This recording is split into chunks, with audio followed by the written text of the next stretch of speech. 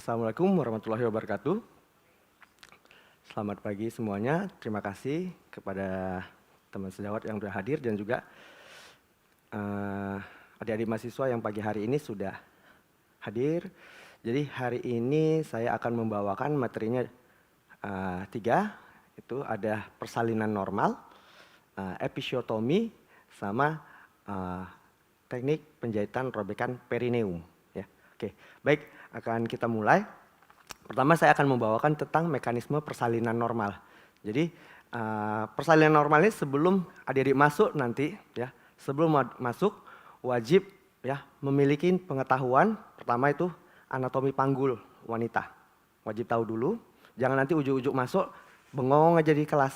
Jadi sebelum masuk nanti harus memiliki pengetahuan anatomi panggul wanita. Kemudian anatomi organ reproduksi wanita, ya. Kemudian perubahan fisiologi pada wanita hamil, ya. Kemudian tumbuh kembang janin, ya. Lalu mekanisme persalinan normal. Lalu harus tahu juga episiotomi, teknik penjahitan robekan episiotomi, dan penolongan pada bayi baru lahir. Jadi minimal pengetahuan yang adik-adik harus miliki itu, ya. Jadi nanti waktu belajarnya sudah paham bagaimana menolong persalinan. Karena persalinan normal ini adalah wajib bisa dilakukan pada KKD nanti, ya. Kemudian harus memiliki keterampilan cuci tangan, komunikasi, ya.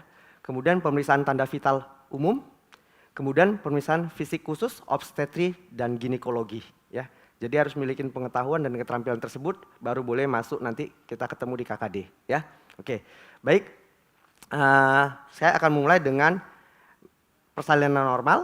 Kalau persalinan normal itu adalah dimulai di kala 2, ya. Kala 2 itu kapan? Kala 2 itu dimulai pada saat pembukaan lengkap 10 cm sampai dengan bayi lahir, gitu. Tandanya apa? Ya, tandanya adalah bahwa ibu ingin meneran bersamaan dengan kontraksinya, ya. Kemudian peningkatan keluar lendir darah. Kemudian terjadi perasaan penekanan pada daerah rektum dan vagina, ya. Kemudian terjadi perineumnya menonjol, vulva dan anusnya terbuka. Itulah deteksi kita untuk mengetahui bahwa itu kala 2. Ya. Jadi setiap persalinan dan kala 2 harus ditandain hal tersebut, ya. Baik, kita akan mulai dengan mekanisme persalinan normalnya. Jadi kalau mau nolong persalinan normal itu jangan heboh, ya.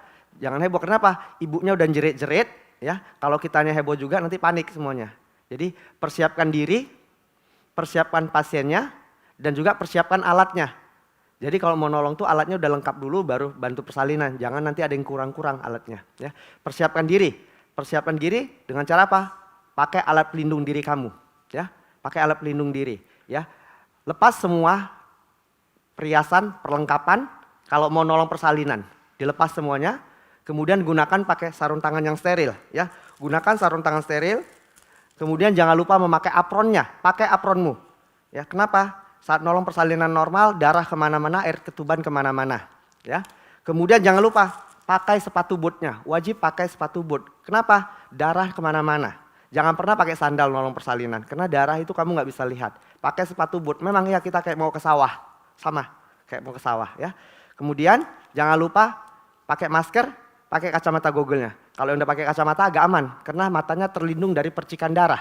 Percikan darah paling gampang masuk ke mata, karena kita duduknya pasien litotomi, vaginanya pas depan mata kita. Jadi selalu pakai kacamata pelindung, wajib, ya. Yang pakai kacamata udah aman, ya. Oke, itu ya. Persiapan diri dengan APD berarti. Ya, kemudian persiapkan pasiennya. Pasiennya posisikan dalam litotomi. Pasien nggak boleh posisi seperti ini, dia harus di ujung tempat tidur. Kenapa? Nanti kalau ada terjadi distosia bahu, repot kita. Gak bisa ditarik bahunya. Dia jadi posisi harus di ujung tempat tidur. Posisikan pasiennya litotomi. Oh, Allah Akbar. Maaf, maaf ya. Oke, jadi pastikan pasien di posisinya litotomi di ujung tempat tidur. Dengan kondisi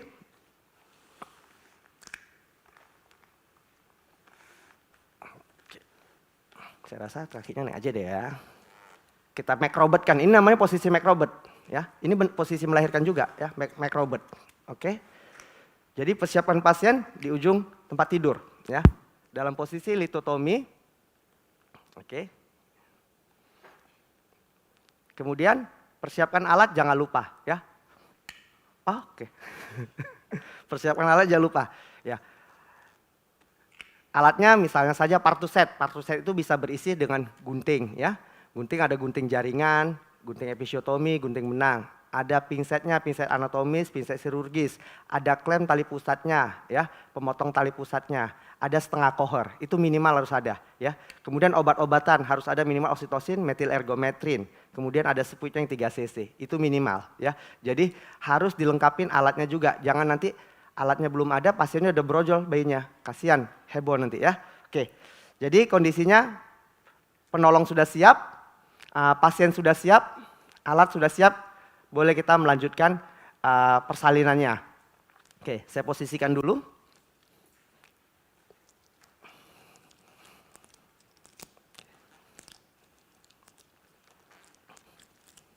Oke, jadi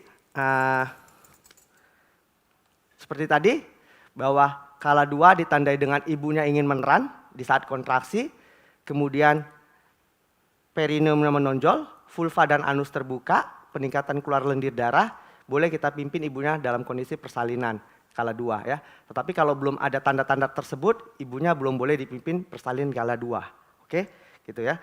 Jadi setelah berhubung saya tangan kanan, selalu letakkan alatnya di kanan. Nanti kalau saya ngambilnya kira silang-silang Pak ya. Ya. Jadi kita letakkan alat. Oke, seperti ini. Kepala membuka vulva kurang lebih 5-6 cm ya. Seperti ini, kepalanya sudah membuka vulva 5-6 cm. Kemudian dinilai, di VT kembali ya, di VT, kemudian nilai apakah selaput ketubannya masih ada atau tidak. Kalau selaput ketubannya masih ada, maka lakukanlah amniotomi dengan setengah kohor. Oke, ini setengah kohor ya. Hati-hati, ini ujungnya tajam, bisa mencederain daripada bayinya. Jadi pembukaan lengkap, pastikan selaput ketubannya sudah pecah atau belum. Kalau belum pecah, pecahkan dengan setengah kohor dengan hati-hati. Karena ada bagian tajamnya, seperti ini posisinya. Masukin, selusurin dengan jari telunjuk kita sampai di ujung jari, kemudian sungkit ke atas. Selaput ketubannya akan pecah ya, karena dia tajam. Kemudian kalau sudah pecah, ya tidak perlu dilakukan amniotomi lagi, ya gitu. Baik ya, anggap ini pasiennya sudah pecah ketubannya, sudah kita amniotomi. Kemudian pembukaan sudah lengkap dan ibunya ingin mengedan, maka boleh dibantu ibunya mengedan di saat adanya kontraksi. Ya, saat ada kontraksi. Kemudian di saat kepala membuka vulva, seperti ini.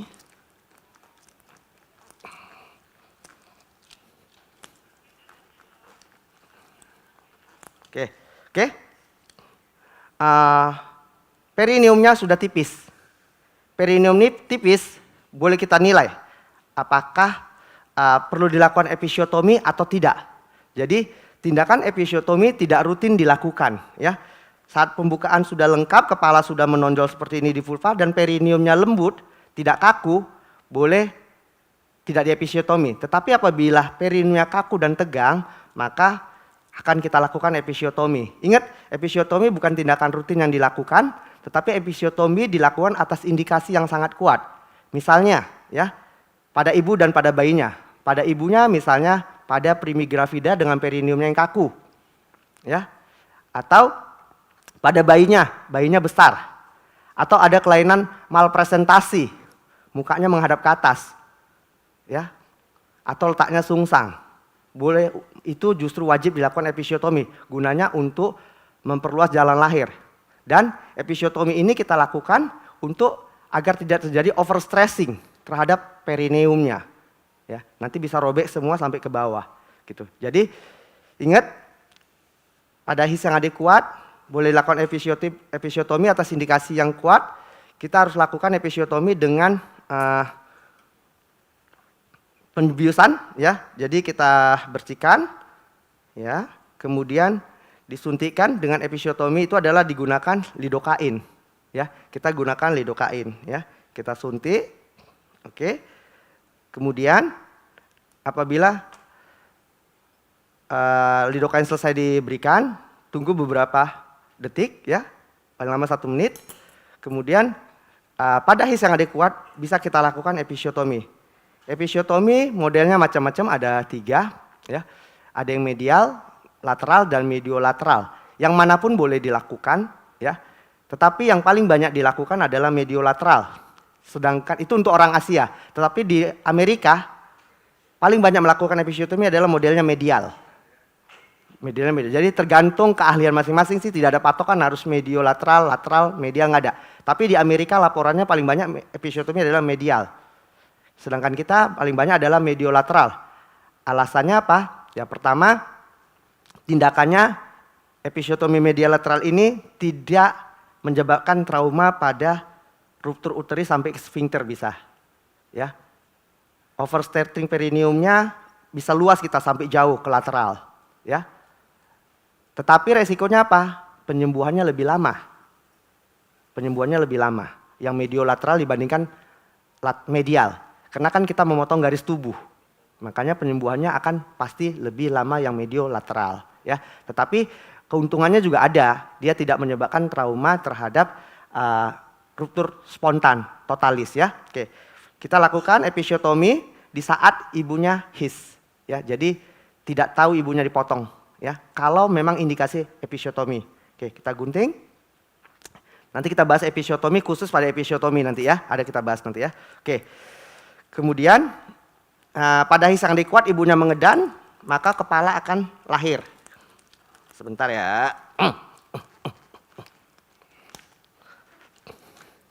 Melahirkan bayi nggak gini ya, nggak ditarik-tarik. Nggak ada yang tarik-tarik. Melahirkan bayi itu meluncur. Oke. Kepala sudah lahir. Kepala sudah lahir, kemudian langsung bersihkan wajah bayi, ya, wajah bayi, hidung dan mulutnya dari lendir dan darah, ya, agar dia tidak asfiksia. Kemudian nilai lehernya, adakah lilitan tali pusat atau tidak? Ada lilitan tali pusat atau tidak? Apabila tidak ada lilitan tali pusat, bebas. Tetapi kalau ada lilitan tali pusat, kalau kendor bisa dikendorkan langsung dikeluarkan. Tetapi kalau dia ketat, dipotong di antara 2 tali pusat klemnya nanti digunting ya. Tergantung situasinya memang. Jadi kalau lilitannya kendor bisa kita longgarkan. Tapi kalau sangat ketat jangan dipaksa, nanti bisa putus. Dipotong saja dulu tali pusatnya baru lahirkan bayinya. Aman ya. Setelah kepala lahir seperti ini, biarkan kepala melakukan putar paksi luar. Jangan pernah kepala dibalik-balik. Kepala akan melakukan putar paksi luar secara spontan. Karena nanti kalau kalian putar-putar kepalanya akan terjadi distosia bahu, nyangkut bahunya. Makanya biarkan bayi melakukan putar paksi luar secara spontan. Nggak kayak gini ya, ini muter sendiri dia.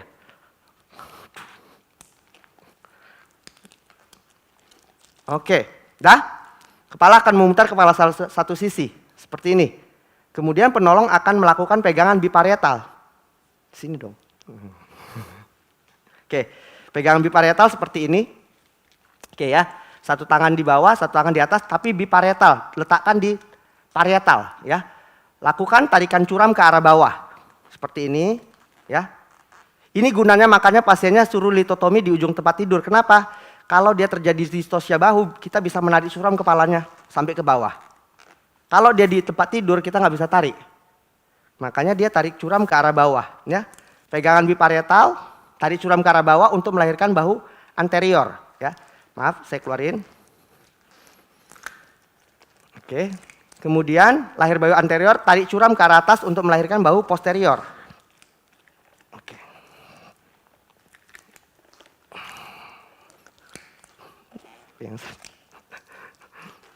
Oke, ya Mbak. Sudah lahir bahunya, ya. Jadi selalu pegangan biparietal untuk menarik bahu ke arah bawah melahirkan bahu anterior, tarik ke atas untuk melahirkan bahu posterior, ya.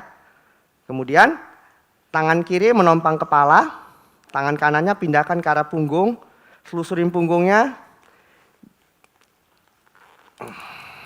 Maaf ya, ntar ya, lengket ya.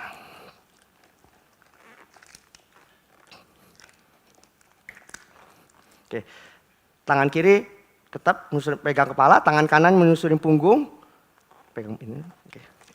Pegangnya. Oke, susurin punggungnya terus bokong ya. Pegang kakinya ya. Pegang kakinya seperti ini ya. Jari telunjuknya di antara tengahnya, ibu jari dan jari lain di malleolusnya ya. Kemudian dari pegang bayinya, letakkan bayi di arah perut ibu. Oke. Kemudian bersihkan bayi ya. Hidung dan mulutnya lagi, wajahnya. Ingat, vernix caseosanya jangan pernah dibuang ya. Biarkan bayinya mengalami perkejuan. Kalau orang lahir kadang ada yang bersih, ada yang vernix caseosanya. Jadi kalau yang punya vernix caseosa, biarkan saja vernix caseosanya ya. Kemudian periksa rahimnya kembali. Kalau pasien tidak pernah kontrol sama kita, tidak pernah periksa sama kita nggak tahu anaknya 1 atau 2 nanti. Periksa kembali fundus uterinya. Pastikan hamilnya tunggal, bukan gemeli ya. Periksa fundus uterinya, oke, sudah.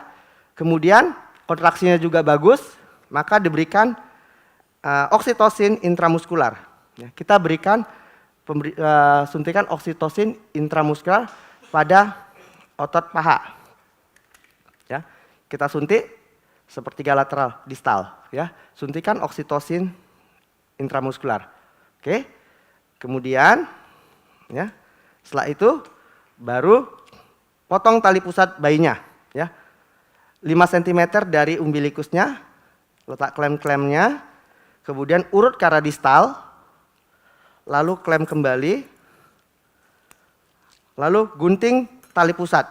Ingat selalu lindungin saat menggunting, hati-hati cedera bayinya, ya, digunting tali pusatnya.